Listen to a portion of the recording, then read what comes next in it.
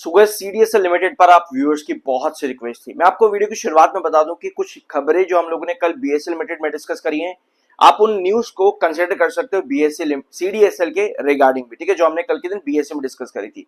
और कुछ अपडेट्स हमने रिसेंटली एक हफ्ते पहले ही सीडीएसएल का वीडियो भी लिया है, कुछ अपडेट्स वहां भी है, उसको भी कंसिडर कर सकते हो। ठीक है, इस वीडियो में हम टोटल फाइनेंशियल और फंडामेंटल पॉइंट ऑफ व्यू पर चीजें डिस्कस करेंगे कि क्यों सीडीएसएल बीएससी के कंपैरिजन में इतना वीक देखने को मिला है, डिस्पाइट इसके कि अगर कोई खबर है उसका इंपैक्ट सीडीएसएल पर भी उतना ही पड़ना चाहिए जितना बीएससी पर पड़ रहा है। मार्केट शेयर में बहुत ज्यादा डिफरेंस है, ये चीजें भी आपको मालूम होना चाहिए। ऑलराइट, तो शुरुआत करते हैं आज के इस वीडियो की। सब्सक्राइब जरूर करना, आई एम एनआरएसएम 7 सर्टिफाइड। हमारे पास एक अपडेट आती है आज के दिन जो कि बताती है एनएसडीएल एंड सीडीएसएल इंडिया के आपका फाइनेंशियल ट्रेंड जो बदल रहा है इंडिया के अंदर, उसका बेनिफिट सीडीएसएल और एनएसडीएल के इंफ्रास्ट्रक्चर मार्जिन प्रेशर्स के ऊपर पॉजिटिव जालता देखने को मिल सकता है। ये खबर है एनएसडीएल और सीडीएसएल के पॉजिटिविटी को लेकर के। अब ऐसा कैसे होगा? ऐसा हो सकता है कुछ इस तरीके से, मार्केट में ज्यादातर एक्टिविटीज रिटेल इन्वेस्टर की तरफ से आ रही हैं। जितने रिटेल इन्वेस्टर्स मार्केट में ऐड ऑन होते हैं उतना ही डीमैट ओपनिंग आपको देखने को मिलती है। जितना रिटेल इन्वेस्टर की पार्टिसिपेशन और जितना डीमैट ओपनिंग रहेगी उतने ही आपको इन कंपनीज में चार्जेस बढ़ते देखने को मिलेंगे। जितने कंपनी चार्जेस बढ़ाते हैं उतनी ही ट्रांजैक्शन फीस बढ़ते हैं। जितनी ट्रांजैक्शन फीस बढ़ती है उतना ही सीडीएसएल जैसी कंपनीज का बिजनेस जो है वो ग्रो करता है, उतना ही आपको वॉल्यूम्स और उतने ही आपको लिक्विडिटीज भी बढ़ती देखने को मिलती है। सो ये बेनिफिट्स जो आपका ट्रांजैक्शनल चेंज है, यहाँ पर एक फाइनेंशियल चेंज जो मार्केट के अंदर आ रहा है, इसका बेनिफिट सीडीएसएल को पड़ता देखने को मिलेगा इन फ्यूचर। अब ये जो डीमैट अकाउंट की ओपनिंग से रिटेल इन्वेस्टर्स की जो डाटा है, इससे रिलेटेड एक प्रॉपर ग्राफ मैंने आप लोगों के साथ सीडीएसएल के एक वीडियो में और लिया हुआ है। उसका लिंक मैं कोशिश करूंगा नीचे डिस्क्रिप्शन बॉक्स में आप लोगों को दे दूं, क्योंकि ग्राफ और डाटाज और नंबर्स और फिगर्स ये सब चीजें मालूम होना जरूरी है लॉन्ग टर्म पर्सपेक्टिव से, क्योंकि भैया शॉर्ट टर्म में तो वॉलेटिलिटी इस समय काफी ज्यादा है मार्केट में भी और सीडीएसएल में भी देखने को मिली ही है रिसेंटली। ऑलराइट, सो एक बार चार्ट पर आते हैं, फिर हम आएंगे इसके बाकी की चीजों पे। आज के दिन में 2,50,000 इस समय सेलर हैं, 2,92,000 बायर हैं। टेक्निकली 57.9 पर आपका एमएफआई है, 48.0 पर आपका आरएसआई है। सो सीडीएसएल लिमिटेड के ये रहे चार्ट्स, आपका डेली टाइम फ्रेम का चार्ट है।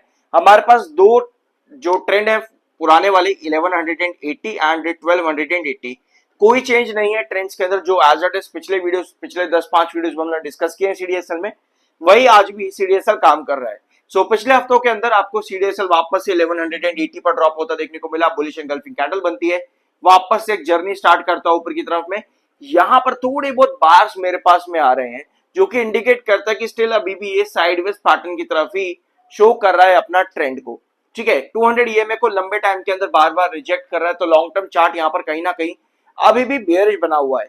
ऑल्दो एक पॉजिटिव साइन यहाँ पर यह है कि आपका जो 200 ईएमए की जो ब्लैक लाइन है ये धीरे धीरे करके नीचे की तरफ शिफ्ट हो रही है और स्टॉक अभी भी अपने इंपॉर्टेंट ट्रेंड्स के बीच में कंसोलिडेट कर रहा है। ये एक पॉजिटिव सिग्नल यहाँ पर कहीं ना कहीं सीडीएसएल में नजर आता है। तो जितना ये 200 ईएमए आपका नीचे की तरफ शिफ्ट होता चला जाएगा और जितना ये साइडवेज कंसोलिडेट करेगा 1180 और 1280 के बीच में, उतना ही पॉजिटिव है यहाँ पर इन्वेस्टर्स के लिए।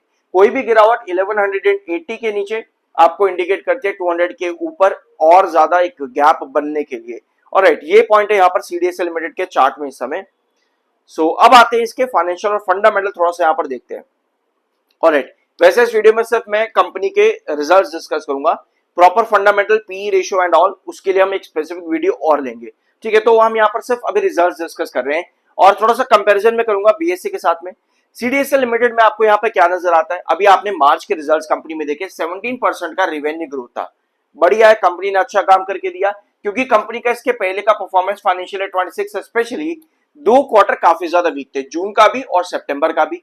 ऑल्दो दिसंबर और मार्च में कंपनी ने बहुत बढ़िया इंप्रूवमेंट किया है एनुअल बेसिस पर। ठीक है, एनुअल बेसिस पर कंपनी का इंप्रूवमेंट काफी आया रेवेन्यू के अंदर। और ऑल्दो प्रॉफिट्स में कंपनी ने वही काम किया जो कंपनी फाइनेंशियल 26 में ऑलरेडी 2 क्वार्टर्स के अंदर कर रही है। -20% कंपनी का प्रॉफिट ग्रोथ रहा आपके मार्च क्वार्टर में, जो कि बहुत ज्यादा खराब है। तो इस वजह से इस कंपनी में आपको बीएससी के कंपैरिजन में बहुत ज्यादा रिटर्न्स देखने को नहीं मिलते।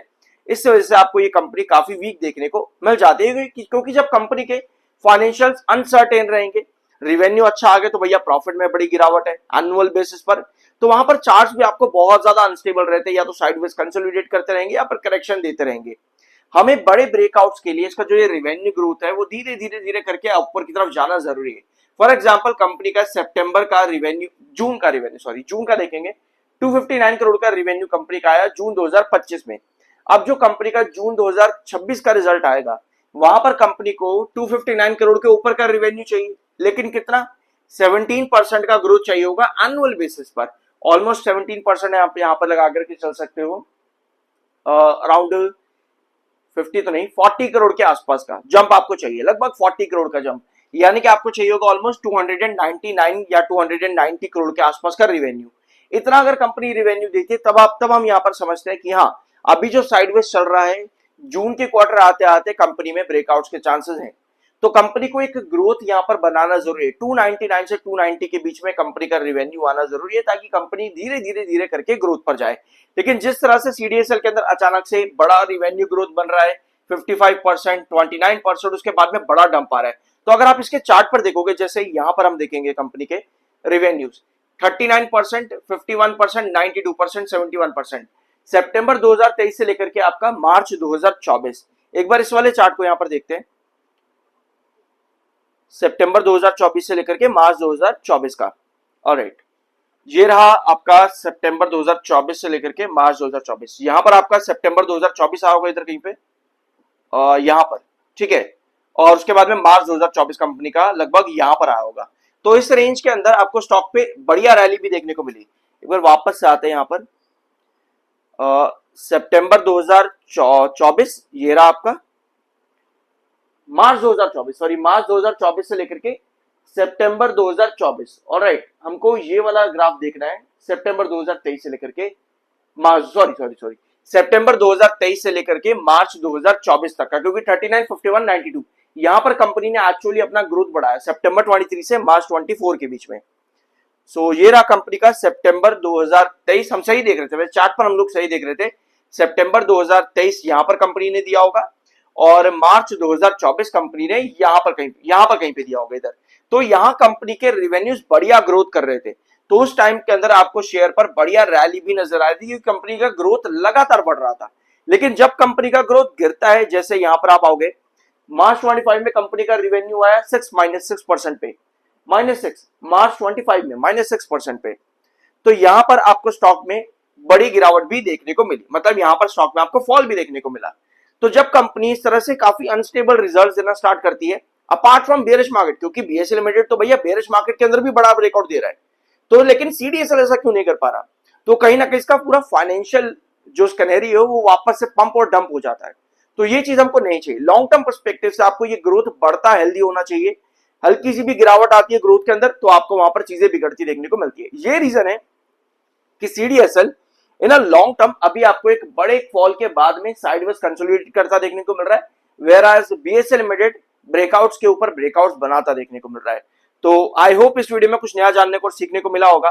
कंक्लूजन में इस वीडियो को इसके साथ करना चाहता हूं कि यहां पे आप लोगों को क्या जानने को मिला। एक चीज आपको ये जानने को मिली कि कंपनी का ग्रोथ वेरिएशन कितना ज्यादा जरूरी होता है। कंपनी सितंबर 2023 से लेकर के मार्च 2024 तक ग्रोथ इंप्रूव कर रही थी, तो वो चीजें चार्ट पर भी आपको बड़े ब्रेकआउट्स पर नजर आई, ठीक है। लेकिन जैसे ही कंपनी ने वीक क्वार्टर दिया मार्च 24 के आस जो भी हमने अभी डिस्कस 25 का था, वहां कंपनी ने वीक क्वार्टर दिया तो शेयर पर आपको बड़ा फॉल भी देखने को मिला। तो हमको ये वेरिएशन नहीं चाहिए, हमको एक बढ़ती हुई स्टेबिलिटी चाहिए किसी भी कंपनी के अंदर बड़े ब्रेकआउट्स के लिए।